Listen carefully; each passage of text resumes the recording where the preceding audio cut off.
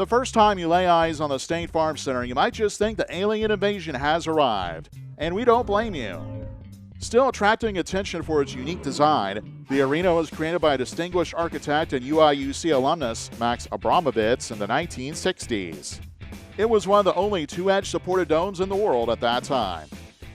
The State Farm Center has played host to top performers like the Rolling Stones, Dolly Parton, and Prince, comedians like Dave Chappelle and Trevor Noah, Broadway musicals like Rent and Les Mis, and even special acts like the Harlem Globetrotters and monster truck rallies. Yet State Farm Center will forever be recognized as the home to Fighting Illini basketball. Flooded in a sea of orange and pulsing with energy on game days, the State Farm Center can be summed up in one word: electric. From Lou Henson's Flying Illini in the 1980s to the record-breaking NCAA championship finalists of 2005, so much history has already been written on its court.